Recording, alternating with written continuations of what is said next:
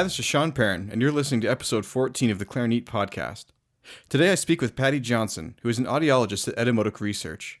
We discuss hearing protection for musicians, safe listening with headphones, and of course, Etymotic's exciting line of headphone and hearing protection devices. Now you might be thinking, hey, this episode isn't clarinet related. And in a way, you'd be right. This is not a directly related clarinet accessory. But in another way, nothing could be further from the truth. As clarinetists, we work with our ears every single day, and having an understanding of hearing protection will not only allow you to hear and enjoy your music for as long as possible, but could very well prolong your career as a professional musician. For those musicians and others tuning in who may not be clarinetists, first of all, welcome to the show. You'll be happy to know that this episode doesn't go into great detail about any sort of clarinet-specific chatter or jargon. The focus really is on hearing protection, so you don't have to worry about that. And today's giveaway is something everybody can use, which is a pair of Etymotic's isolator headphones worth $60 US. If you're interested in having the chance to win items mentioned on the podcast, please see www.clarineat.com for more information. That's www.clarineat.com. And now for today's episode with Patty Johnson from Etymōtic Research.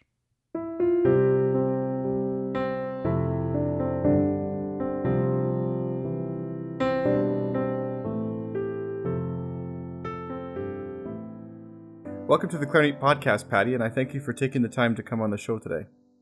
Thank you. I'm happy to be here, and I'm happy you asked me. So I'm very familiar with Etymōtic Research's products because I've been a huge fan of these headphones for many years. However, I'm sure that some listeners will be hearing about your company for the first time today. Would you give a brief glimpse into the history and mission of your company and explain how it got its interesting name? Absolutely. Etymotic Research is a product development and manufacturing company, and we're located in the northwest suburbs of Chicago, where the weather isn't too great right now, unfortunately. Dr. Meade Killian founded Etymotic in 1983, and our mission is to design products to measure, improve, protect, and enhance hearing.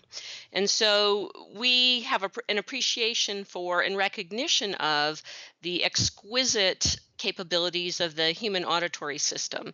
And that is really reflected in everything that we do as a company. We have over 100 patents issued and pending, and the name Etymotic means true to the ear. So your company, just for listeners who don't know, also you do some consumer-grade products such as headphones and earplugs and things like that. But you also produce hearing aids, chat headsets, commercial devices, all sorts of things. It's really impressive, actually. Oh, thanks.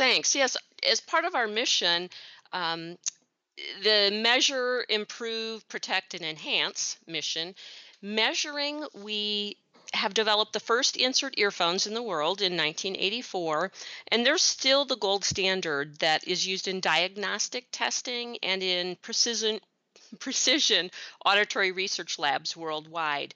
And so if you've ever had your hearing tested by an audiologist and they used earphones that went into your ears, those would be our earphones.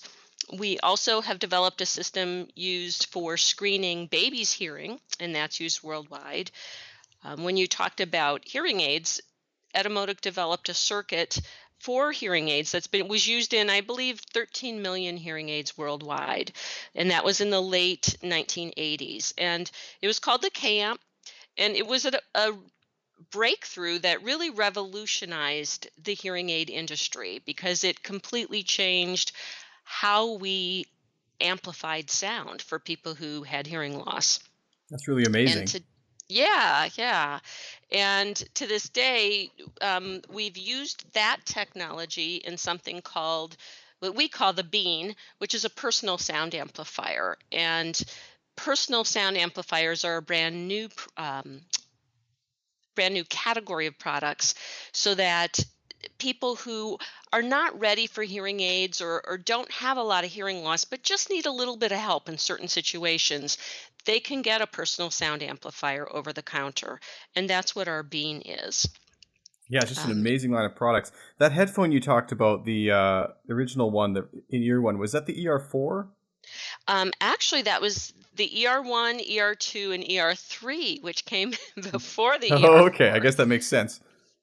But the ER4 was the first insert earphone for music listening worldwide. It was the first noise isolating high fidelity earphone that became the basis of in-ear monitors worldwide and created a whole category of consumer electronics. Absolutely. It And I sounds like actually, bragging, but it's it's pretty amazing when we look back on it and think, you see so many in-ear monitors now and all kinds of in-ear earphones, and we were at the very start of that. yeah, it's actually, I didn't think about so much of the history, but back when, Walkmans and things were first coming out in the 70s and gaining popularity in the 80s, the idea actually of listening to music on one's own was viewed so strange at first that they actually included two headphone ports on some of the first Walkman units. That's right. I And remember that. yeah, looking back, it seems odd that you'd want to share your Walkman with your friend or your iPod or whatever. But and then the idea of in-ear headphones even kind of went beyond that. You're trying to completely exclude the environment. But I do want to get into the difference between isolation and noise reduction because I think those terms are sometimes used interchangeably. Um, Yes, would you explain the difference between those two and why one might be preferable to the other? absolutely. They both attempt to reduce the influence of outside sound on what you're listening to. Noise cancellation is an active process, and it typically requires the use of an external power source. So battery is used in headphones, and what it does is it reduces low frequency ambient noise in the environment.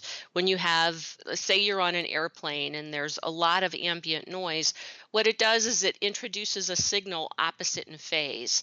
And it's a low frequency signal, and it cancels the low frequency noise in the environment so that you can hear what you're listening to better. Passive isolation is something that we have always espoused. And what a passive isolator is we use an ear tip that seals the ear like an earplug. So it is passively blocking out environmental sounds. With that, the fact that you're sealing the ear to block out sound, we reduce not only low frequencies, but middle and high frequency sounds as well. So passive isolation can actually be much better than active isolation in terms of the amount of noise reduction it gives. Um, and the beauty of any kind of noise cancellation or isolation is that when you decrease outside sound levels, then you don't have to use as high playback levels on your device as you would have without it. And what that means is you can listen at safer levels and still hear the full range of your music. Absolutely. I forgot my ER4s the other day when I was on the bus, and for some reason I had another pair of headphones with me, and my ears actually hurt at the end of it because I was competing with the bus noise and the people talking and all that, and it was a real Yep, wake-up call actually to how. it is. It's amazing, isn't it? Once you get used to a good pair of isolating earphones, I think once you start that, you never go back because the benefits are so obvious. Well, I try to sort of remain neutral on the podcast here, but I really have to express my opinion on this episode because I have to say that the Etymotic ones, not only from a performance standpoint, but also durability. I had my ER4s last, I think, over 10 years, and I only just recently replaced them. And I can't say how many cheap pairs of headphones I would have been through during that time, and where my hearing would have been had I not had them. So it's a really impressive product. It's so great to have. I'm happy to hear that. And we do stand by our ER4s. And the ER4s are our highest end product, and they are handmade by us in our lab in the United States. And the transducers are matched in response to within 1 dB of each other. And we have what's kind of exciting to us is some new models of the ER4 coming out that will allow you to actually change the headphone cable yourself. Once in a while we have a whole host of users of this product who, like you, have had them for at least a decade, and world travelers like them a lot for obvious reasons, use on the airplanes. And in the past, when eventually they needed to replace a cable, they would have to return the entire set of headphones to us. Now we can just send them a new cable. So we have a new design that's allowing you to replace cables yourself. Oh man, don't tell me that. I just ordered these new ones over the summer. Oh no.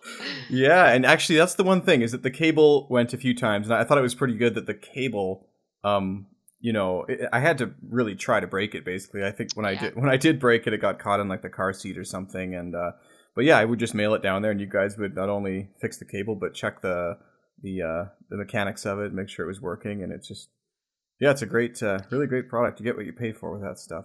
That's right. So you've been the director of audiology at Etymotic for 20 years. For those of us who really, quite honestly, don't know what that means, would you walk us through a day at the office and what you do? Absolutely. Actually, I've only been the director of audiology for a little over a year, but I have been with Etymotic as a research audiologist for 20. Oh, sorry. Um, First of all, let me say what an audiologist is, because not everybody is familiar with that term.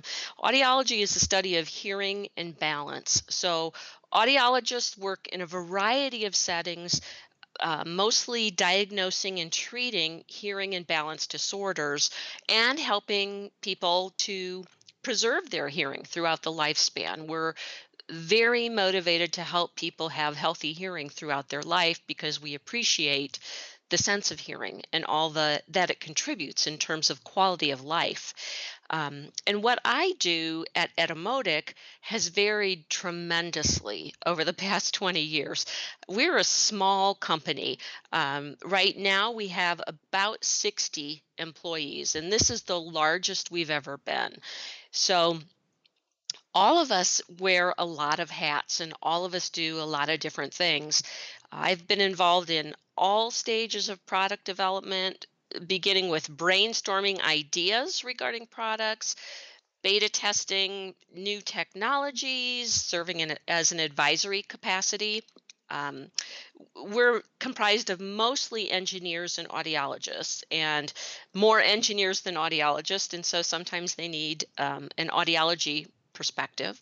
So I advise in that capacity. I've done testing of products on human subjects. I've developed quite a reputation for debugging and troubleshooting over the years.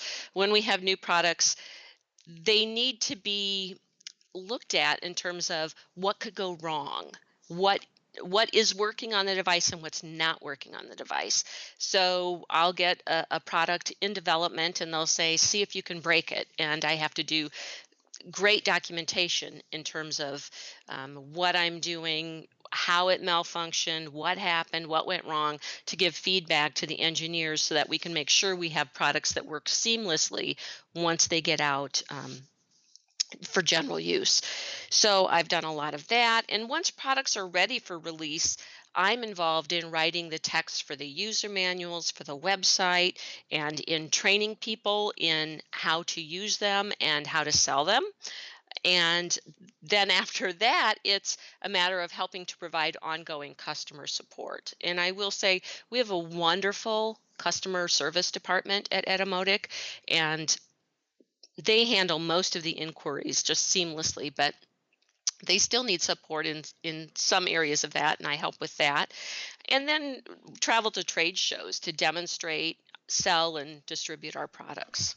Wow, you definitely keep busy. That's quite a lot It's of a stuff lot, going on. Yeah. and it varies. I don't do all of that all the time, but I always struggle to have a short description when people ask me what I do, because it kind of depends on what we're working on and where we are in it. So, of course, many musicians do more than just listen to music. They also play live. And this is actually the main reason I wanted to talk to you guys on the show today. You have an exciting product called the electronic earplugs, which you named the Music Pro. What benefits do these offer musicians? And could you explain the idea behind this product? Let's backtrack a little bit. Before development of the Music Pro, we have a long history of developing products that musicians could actually use. The problem with standard earplugs, things that you can get at the hardware store or, um, well, now at drugstores and anywhere else, but the problem with standard earplugs is that they decrease mids and highs, mid and high frequency sounds a lot more than they decrease low frequency sounds. And that interferes with playing and listening to music for obvious reasons. It destroys the tonal balance. And traditional earplugs, when you use them correctly, were made for working in a factory or using a chainsaw. So they reduce sound as much as possible. The thing with musicians is you not only need something that doesn't interfere with the natural frequency response that you get with the open ear, but you also need to be able to hear your music when you're playing, when you're practicing, when you're listening. So musicians need protection from high level sound, but they need moderate protection, moderate attenuation that will still allow them to hear. And they need a frequency response that's flat on the ear so that they can hear all the components of their music clearly, so it doesn't sound muddy and unclear. So we started with that and developed passive hearing protectors, passive earplugs. And passive earplugs reduce all levels of sound by the same amount. So they reduce quiet sounds, moderate sounds, loud sounds, really loud sounds, all by the same amount. And the first product we had that did that was our high fidelity custom musicians earplugs.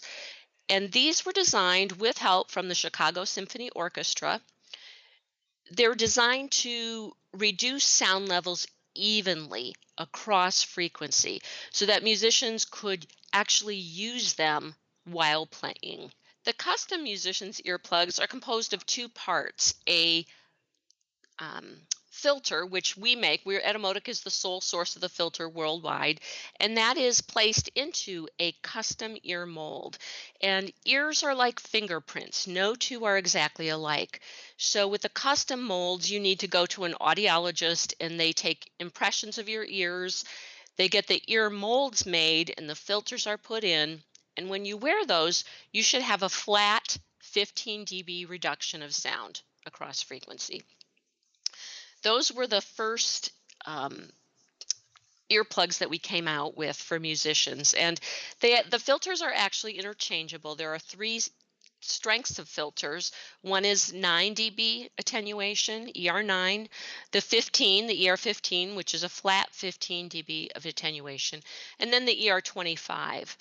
And the 25s are best used for percussionists and people in amplified environments. The 25 dB is really too much for many other musicians.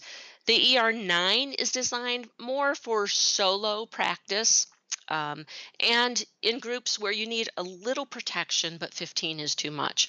So that was our first moderate attenuation, high fidelity earplug, and truly it was the first in the world, the first moderate attenuation, high fidelity earplug that musicians could actually use and that they like to use. From that, several years later, we developed what we call Etyplugs or ER20 earplugs. Those are a ready fit. They have a tip on them that sort of looks like the Christmas tree, three flanges, and we have two sizes that fit most ears, and those are a 20 dB reduction. Those are great for people who can't afford a custom product. The customs typically run in the neighborhood of $200. The Etyplugs are great for kids just starting out, and in fact, lots and lots of marching bands use them. They are low cost. They're between $13 and $15 a pair, and they offer a relatively flat 20 dB attenuation. So those are our passive protectors. The reason we came out with the active electronic protection is that there are a number of situations where a person needs to hear quiet sounds as if they have nothing in their ears. So there are situations where even with the lowest level filter we have in the musician's plug, which is the ER9, there are situations where even that's too much attenuation and a person really needs to hear like they have nothing in their ears. But then they need protection from sustained loud sounds, or for a sudden impact that they're not expecting. And that's what our electronic hearing protectors do. The electronic music pro earplugs were designed, again, with musicians in mind, and this time we had some help with from the National Symphony Orchestra, from some members of the National Symphony Orchestra. They worked with us in listening to prototypes and using them while they played, and gave us feedback on different components of how the circuit worked, so we could get it to sound as transparent as possible. So the goal is to have an earplug that, when you're using it and sound levels are low, so if you're in a symphony and your conductor is talking to the group and providing instruction, you can actually hear that person without having to remove the earplugs. You can hear clearly. And then as soon as you start playing, you have automatic protection that adapts to the input sound level. It protects when you need it, and it gets out of the way when you don't, without you having to put it in and out of your ears. And the third thing that it does is it provides instantaneous protection for any high level impact or impulse noises. So any kind of percussive sound, that is protected automatically as well, instantaneously. So it does three things. It allows you to hear soft sounds very clearly as if nothing's in your ears. It provides automatic protection that changes and adapts depending on how loud the sound is, and it provides instantaneous protection from sudden impacts. So it's very interesting, actually, because you guys sent me a pair of these to review, and they're absolutely really interesting. I can't think of anything else like them at all. And when I put them in, I felt like I was wearing my earplugs, and it was just so strange because I could still hear, like, all of a sudden my wife Yeah, said something, and I I was know, like, right? oh, wow, that's odd. And so I went around and I tested it in a few different situations, and some of which actually were just around the house just to see, and I actually forgot I was wearing them. And I could go to That's the great, because that's the whole point. yeah, it was so weird. So I was like walking around and I could hear everything. It actually, and I don't know if this makes any sense. This could just be a sort of a placebo effect, but it in some ways actually seemed to clarify the quiet sounds, which I didn't quite understand. Does that make sense? Absolutely, it does. There is a little bit of a, I don't want to say it's a peak in the response, but the response is designed to mimic the natural open ear. And in this average human ear, our ear is it's a tube. It's a tube that's closed in one end, and it has a resonance on the average at about 2700 hertz. When you put anything in your ear, an earplug, anything like that, the first thing it does is it takes out that natural resonance. Mm. What we do in all of our products is we put that resonance back in, and it provides a crispness and a clarity that you don't get in other products. Yeah, no, it Um, sounded amazing. I actually, it almost felt like almost a bit of an android type experience. Like I was sort yeah, of, what's no, that's not the right word. A cyborg. What's it when they blend human technology or humans with yes, technology? yes, Yeah. cyborg. Very And there is a switch on the Music Pro, and it's a little two-position switch, and that allows for two different responses. The standard position is what we call transparent for quiet sounds, and then when you flip the switch, we call that the high position. That will provide a little bit of boost for quiet, high frequency sounds. And that's good for many people that have been in the music industry for a lot of years and have just a little bit of high frequency hearing loss. And so they need something that they can just reach up and switch and give a little bit of boost when they need it for quiet, high frequency sounds. So it does have two positions. So just for listeners, I have, I think I'll make a video to go along with this podcast episode. I just want to show you exactly what we're talking about. There's a little switch kind of in the earplug, and the earplug really is about the size of a little bean or something. So I think that the other Yeah. name was quite apt for the other product there. And I also actually happen to own already the Etyplug 20s. I've got a couple pairs of those Yes. I can show you.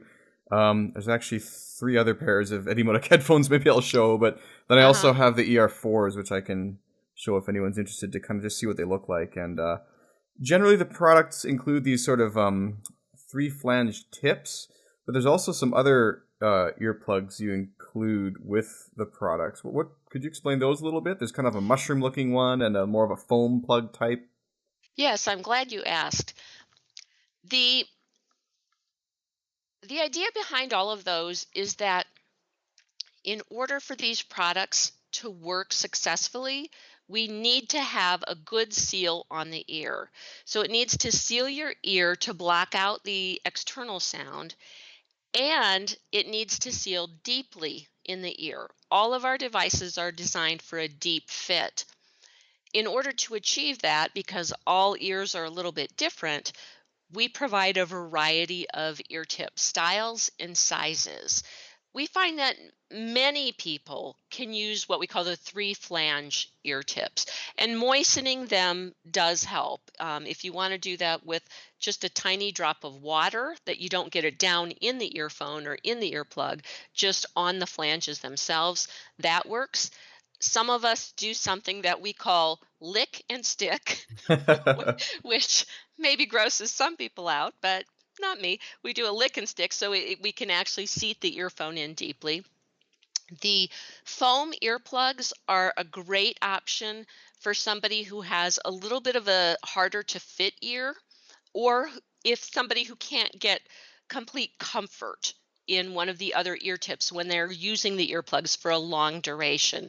If that's the case, then those foam ear tips are the best choice. And the foam ear tips are used a little bit differently in that you want to roll that ear tip down between your fingers till it becomes really small, then place the ear tip in your ear as deeply as comfortable and kind of hold it there for a few seconds, and that foam will expand to fill up your ear. So that's how to use a foam ear tip properly. And all of the ear tips are designed to be replaceable. So the foam have to be replaced as soon as they get dirty. Those are a much more disposable products. The rest of our ear tips are designed for longer use.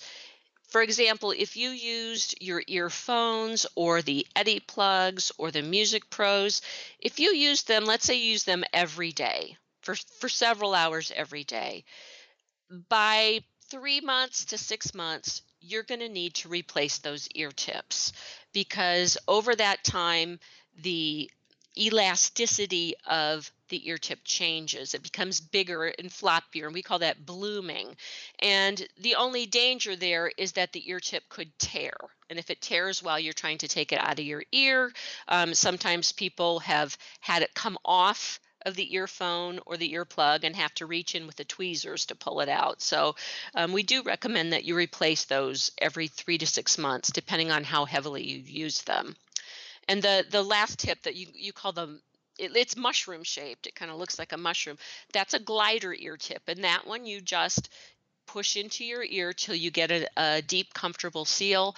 And that one, like the foam, needs to be replaced is when it gets dirty because that one you can't clean off. The other ear tips, the 3 flange ear tips, I recommend people just wipe them with a baby wipe.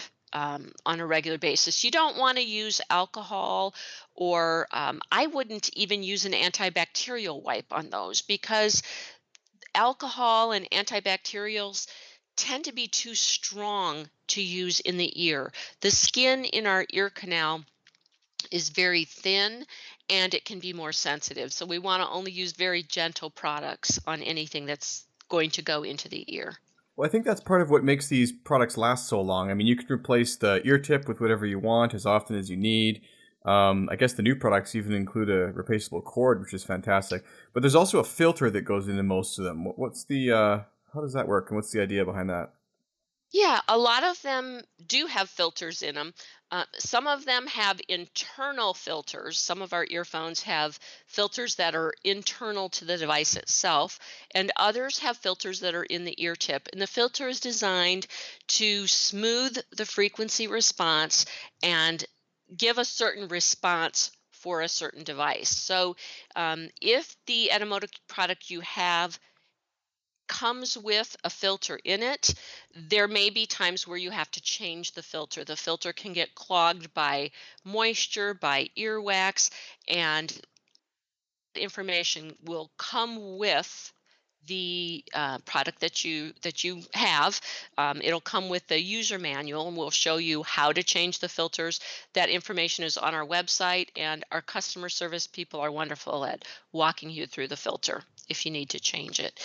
And one more thing, the products like the ER4s, our other consumer type earphones, and the Music Pros, those can all be used with a custom sleeve or a custom ear tip.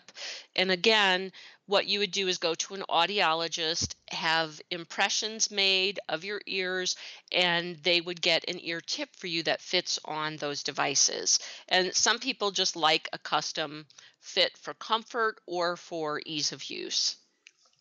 Absolutely, and I think that's a real benefit for musicians. I mean, these can, we discussed this before, but the reduction in outside noise that lets you listen at safer volumes, I mean, very realistically, that's going to prolong your career. Absolutely. And here's the thing.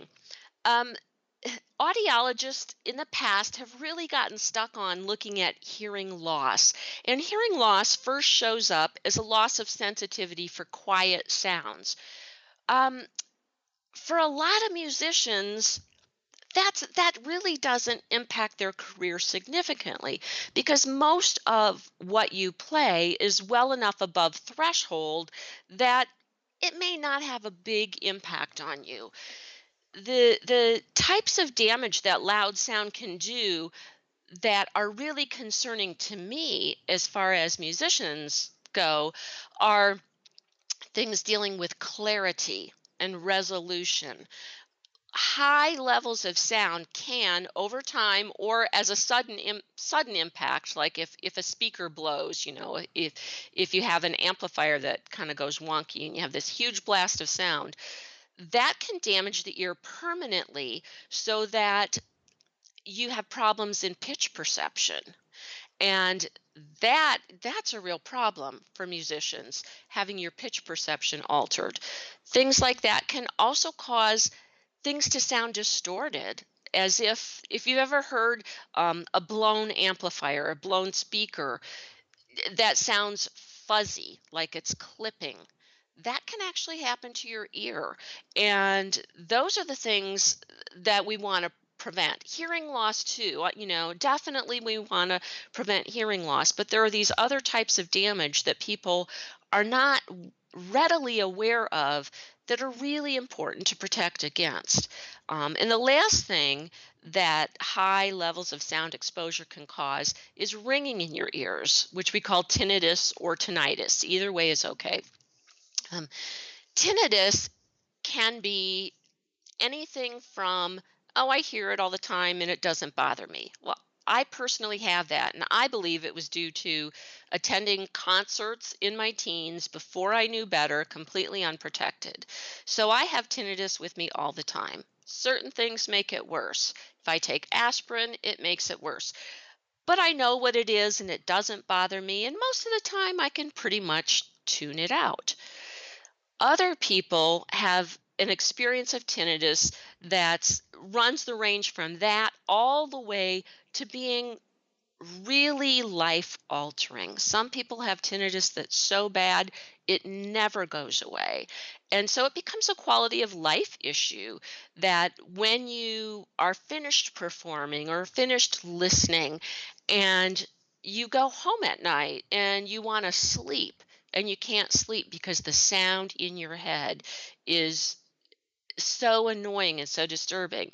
You know, that is another thing we want to prevent by using safe listening practices and by using really good quality hearing protection and good quality earphones. And people need to know more about that. I mean, it's one of those things you don't worry about it until you're worried about it. That's But right. if you even had a little glimpse into what it was like, I think you'd really be a little more careful with it. And you actually, with the concerts, remind me of a situation I had last year. I bought tickets to a band that I actually would been looking forward to see probably since I was in my teens. Like we're talking a long time. I've always been a huge fan, but I forgot my Eddie plugs at the show, and I was in physical agony actually from listening. I didn't know how other people were sitting there, and I couldn't believe it. They didn't sell any earplugs at the event. I tried stuffing toilet paper in my ears. But I just had to leave because I realized that for one concert I could potentially be really in a situation where I would regret years down the line, and it changed Absolutely. everything. Absolutely. We have measured levels at concerts that are become unsafe in less than 5 minutes. And many people are sitting there for the main act, maybe 60 to 90 minutes for a show. And, one way to know if the sound it was loud enough to do some damage to your hearing, well, one rule of thumb is if somebody is an arm's length away and you have to really raise your voice in order to hear each other, it's loud enough that you should be wearing hearing protection. If you've ever had tinnitus, ringing ears after an exposure, after loud sound, that means you've done some damage. And that damage is cumulative over time. That's your canary in the mine. That's your early warning signal. And don't let it go. We there was an engineer an engineer at Etymotic who went to see U2 in concert, and he was really excited to go. Like you, dashed out the door, went straight from work, forgot his Eddie plugs, and ended up with a really serious temporary loss that resolved over about a month's time. So his hearing thresholds, when we measured them, returned to normal, but he was left with a sensitivity to sound. Now, loud sound makes him really uncomfortable where it didn't before. And he has some lingering distortion that loud sounds sound distorted in his ears. And that will never change. He's left with that now.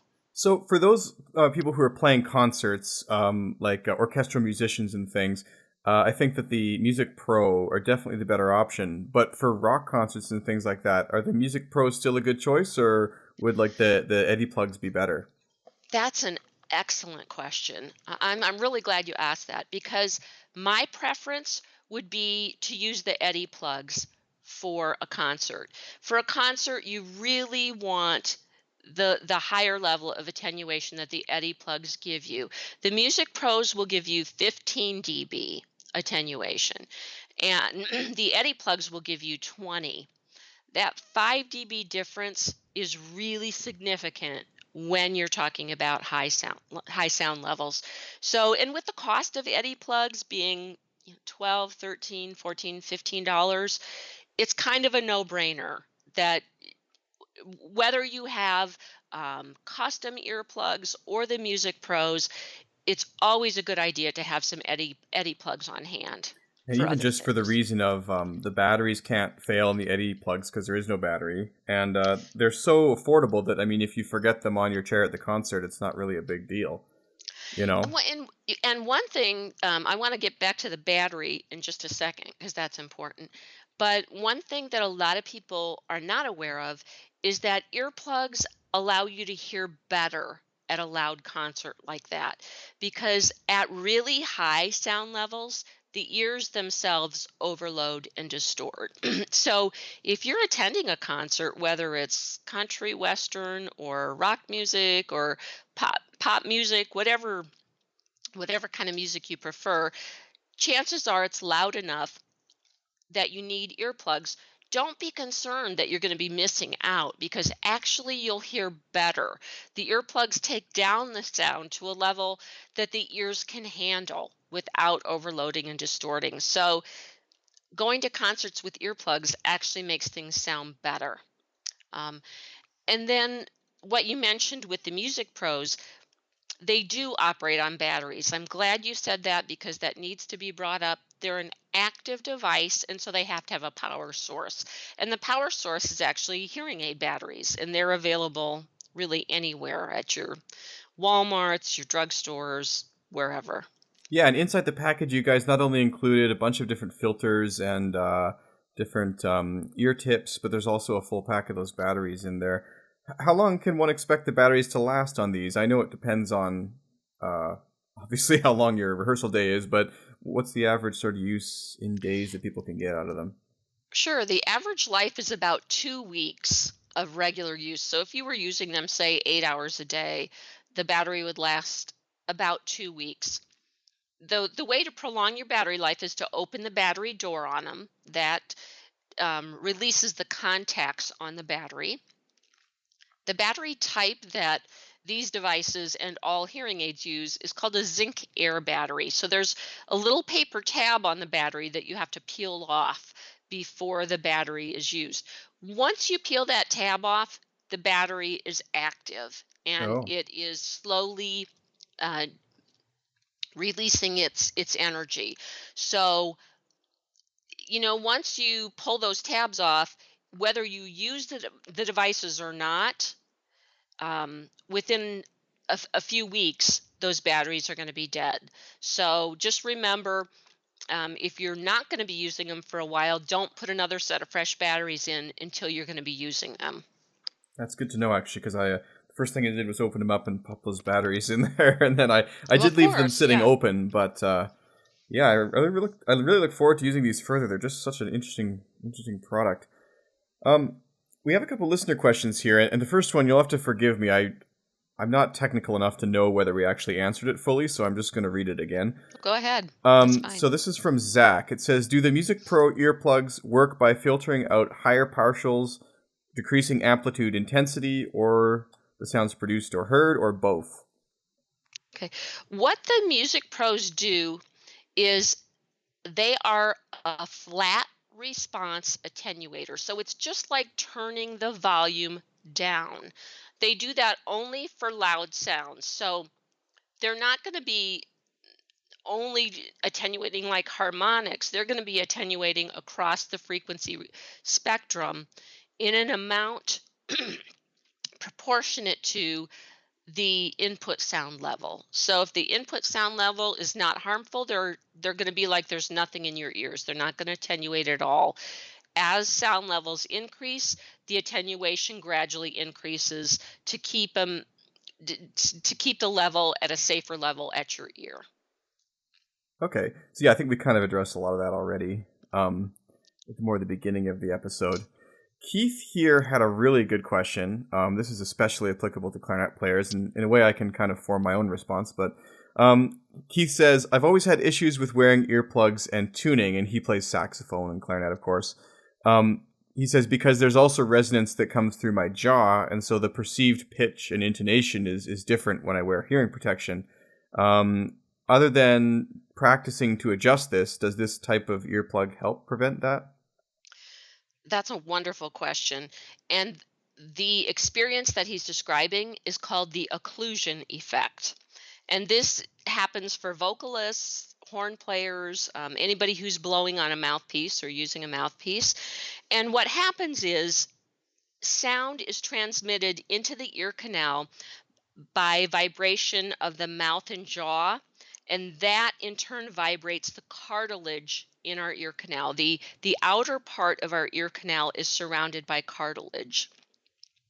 So as soon as you put an earplug into that, where the cartilage starts in the ear canal, that vibration is sort of trapped in the ear. So it goes from the mouth to the jaw, from the jaw to the ear, and you put an earplug in, and the vibration is trapped. And that's why you hear it's booming, or you're in your head a little bit more.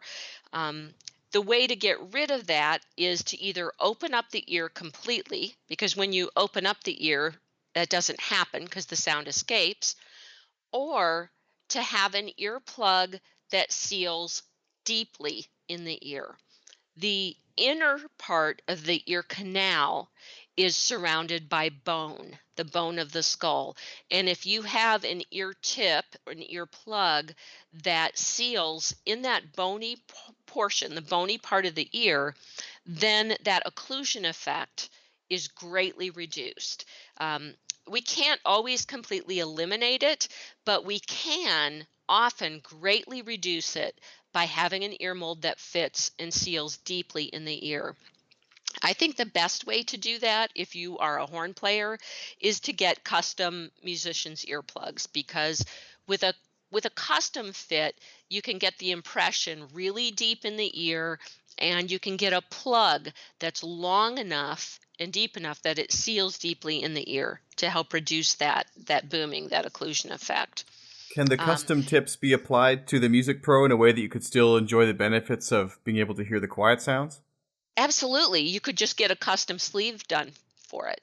I should look into that because that, in a way, would give me the best use out of these. Exactly, exactly. You should really get a custom sleeve. Either that or try the foam earplugs to see if you can get a really deep seal. But occlusion effect, you just have to have a really deeply sealing, deeply fitting ear tip to get rid of that. And even when occlusion effect is not a problem, so let's say we have an earplug that seals deeply and fits really well. Some musicians have to recalibrate to the sound of wearing earplugs. Maybe not quite as much with the music pros, because the music pros give you such great environmental awareness when sound levels are more moderate. But oftentimes, what we find is musicians, especially people like you that are playing at a really high level, you have been playing for decades usually, and because of that, you have an internal reference for how things are supposed to sound. And when we add earplugs, even really good high fidelity earplugs, that's changed a little bit because it's quieter. Even if it's flat across the frequency response, it's still quieter. And so for some people, there is an adaptation period where you are sort of recalibrating to how things sound, how your instrument sounds, and how you perform and play like that. And it makes sense if we think that a really good professional musician has probably spent 10,000 hours reaching mastery on their instrument and 10,000 hours listening a certain way, and then we change that even with really good hearing protection, high fidelity hearing protection, then it makes sense that there's likely to be some sort of adaptation period, but it does vary a lot between individuals. Yeah, I think for me the solution is going to be to practice a little bit with them, well, a lot maybe, and see kind of how that works, just with them in there. I did find, maybe it's because I was using the standard ear tips, but that situation you were talking about, occlusion, I think you called it, there was a little bit of that, but it was much reduced with these though versus wearing just the standard like Etymotics or any other type Yep, of yep. earplug. So it was quite interesting. So I actually know Keith, so I'm going to let him try these out and get his thoughts on them too. Oh, good. So the last listener question here is from Adam, and he asks, what's the next step in the future of hearing protection, and what kind of advancements have happened over the last few years specifically? And will there ever be hearing protection that actually improves a musician's hearing? Great questions. In terms of advancements in the last few years, the electronics that has had just a significant, really big impact on especially professional musicians' ability to play and perform and to hear what they need to hear. So the electronics are a big thing. Beyond that, I can't really talk about things that we have in development. So I'm going to have to put that one aside. But hearing protection that actually improves your hearing. Well, one of the things that we already talked about is going to concerts. When you are wearing good high fidelity earplugs, you will hear better at concerts. That will improve your hearing because you're getting rid of the overload distortion that comes from listening at really high sound levels. And the other thing I would say about that is if you are a musician, your hearing is already better than the average person on the street. And to explain what I mean about that is We think of hearing in terms of our ears, the parts that we can see. But the outer ear, the middle ear, the inner ear, and the central auditory nervous system pathways, those are merely the conduit. Those are merely the transmission that gets the signal to the brain. Where we really hear is the auditory cortex of our brain. And in musicians, many studies have shown these areas of the brain are far more developed. And that's because you have spent so many hours doing critical listening while you're playing, while you're performing, while you're practicing. And so those areas of the brain are actually more highly developed. So when researchers test musicians versus non musicians, they find that musicians perform better on a whole host of auditory tasks. So, as a musician, it's very likely that you already have better hearing than the person on the street, the average person on the street. The goal is to keep it that way throughout your lifespan so you can continue to play, practice, enjoy music, and enjoy all the sounds of life throughout your lifespan. And I have one more question actually that I just thought of. I think this is a really interesting one actually. It does take us out of the realm of music a little bit, but is there any thought of trying to market or expand this type of product for people who work in industries such as like auto repair or construction, where they're just bombarded by loud noises all day, but they also need to hear their coworkers and potential dangers around them? Yes, we have a version of electronic hearing protection. Um, it's called the HD15. And that one, we actually say it's really great for use in things like auto repair. They have a lot of pneumatic tools that have sudden blasts, sudden impulses, sudden impacts. But then the next minute they need to hear things and hear clearly.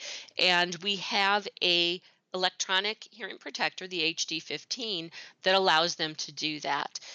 The way it functions is just a little bit differently than the Music Pro, because the Music Pro, we had to um, tune the active components to be able to handle live music without it sounding like it was there.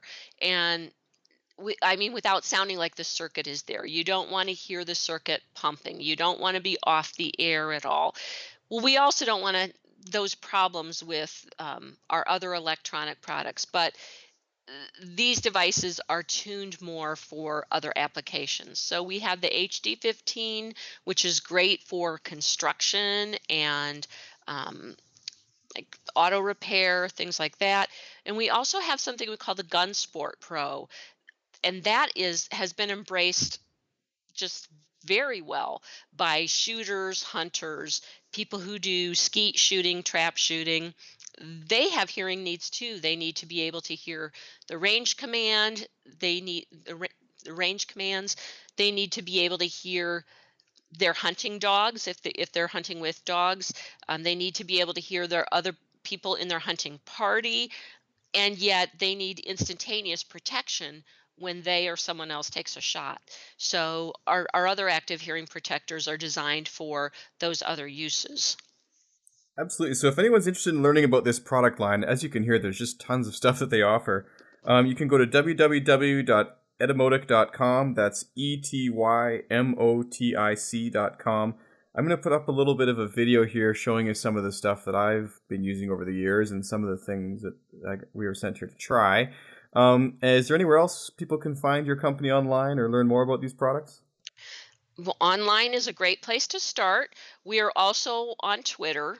Our name is at Etymotic, Etymotic, and we're on Facebook. So if you just type in Etyhead, Etyhead on Facebook, we're on Facebook as well. So we should also talk about the giveaway for a second. I almost forgot. You guys have sent a really fantastic pair of the Eddy isolator earphones, which work with any sort of iPod or iPhone or anything like that. They've got a standard 1/4-inch jack on them. Sorry, 1/8-inch jack. Yep. Is there anything else you'd like to say about that product in particular? These are one of our newer modifications of our insert consumer earphones. They have moving coil drivers.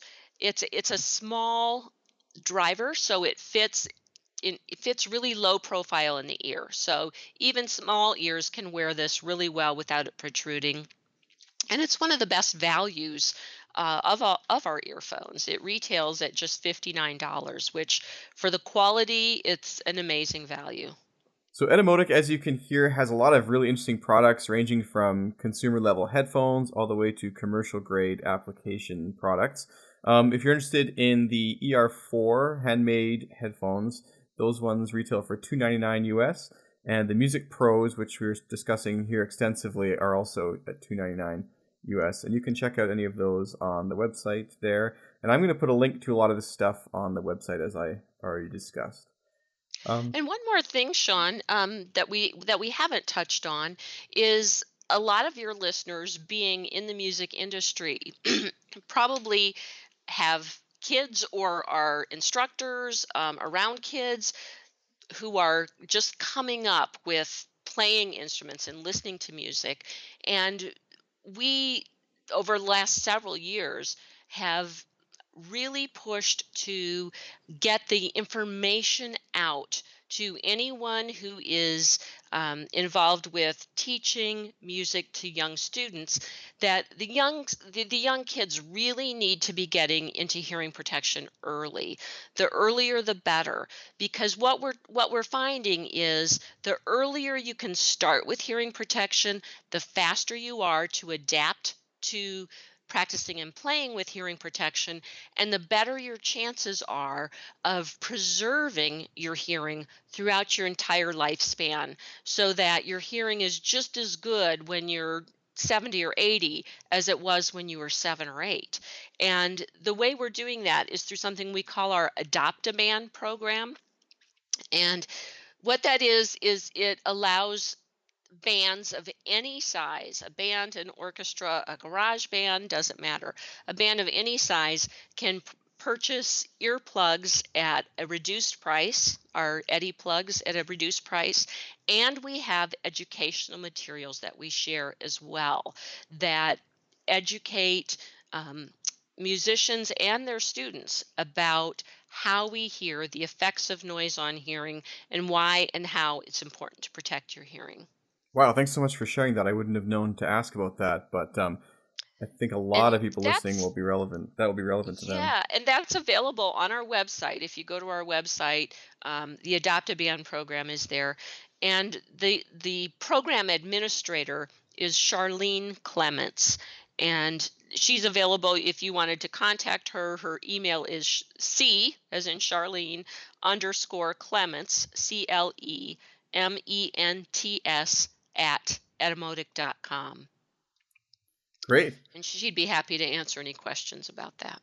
Is there anything else you'd like to share with the Clarineat audience before we wrap up here? I think we've covered our ground. This has been a great time. I'm really happy that we had a chance to talk. Absolutely. No, I think this is a really, really relevant topic. And in a way, although it's not directly related to clarinet, I mean, what could be more related than your hearing, which is kind of almost more important than your instrument in many ways. It's the one instrument you can't replace, which we always say. Yeah. That's true. Thanks so much for coming on the podcast today, Patty. Well, thank you for having me. This has been fun.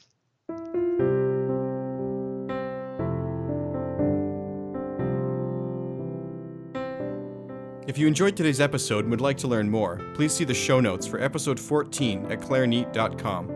If you'd like to support the show directly, please consider purchasing your new and neat clarinet products from the clarineat.com online store at www.clarineat.com/store. Thanks so much for listening, and I'll see you next week.